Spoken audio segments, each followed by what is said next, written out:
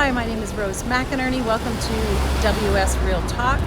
I am going to bring you 30 movies in 30 days, and you can see that I'm standing out on the King Street, actually, in Toronto, Ontario, Canada. This street will be closed off when TIFF gets started this year, and TIFF is an acronym for the Toronto International Film Festival. So that's part of the reason that I'm doing this episode or these series for the next 30 days. But also just to start conversations. I think movies are a wonderful way of giving us a reflection of what's happening in society, what writers are putting out into the universe, and what concerns all of us from a socioeconomic, technological, and just, everyday political kind of situation. We all know there's lots going on with that. So let's kick it off today. I'm taking a little bit more than normal, so don't judge me by the time, but I will try to keep these under 3 minutes. So today, first up is Red Joan.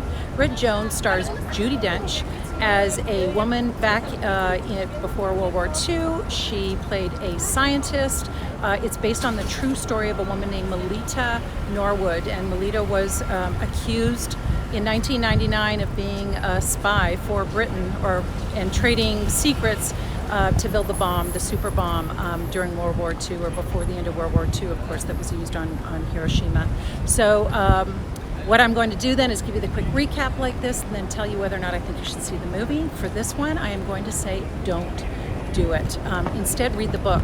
The book by Rooney is published in 2014. It's a far better story. It's a difficult one to do, and I'm going to tell you the 3 reasons why I would not recommend watching Red Joan. First off, while it's a good story, I think it's a really compelling story. Nunes is the director, and Nunes is known for his theater work, and he excels at that. And I think because this is a flash back and forth where we see Judi Dench at the very beginning, and then we flash back to the past, and we keep going back and forth, something gets lost in translation, and it just doesn't project on screen. And in fact, the movie itself made less than $10 million, and you guys are smart out there, and you know when a movie is good, and you're wrapped up in the story, and it makes sense. As our red publicity goes by, anyway, it doesn't translate. And then, of course, the most compelling reason why it doesn't work is you cannot waste Judi Dench. She's just the dame of all dames.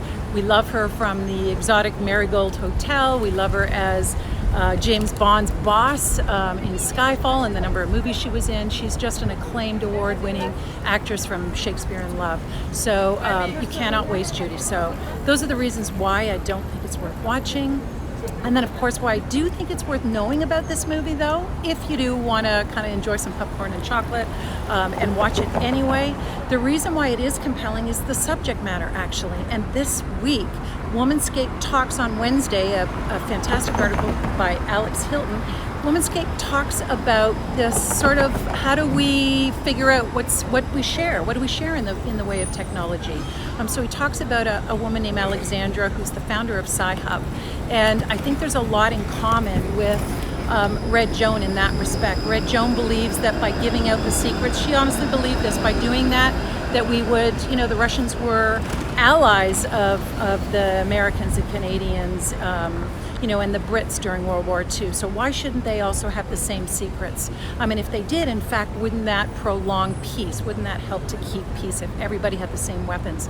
So the same thing is really true maybe for Alexandra as well, who really believes that scientific papers and research should be in the hands of everyone if we really want the best for humankind.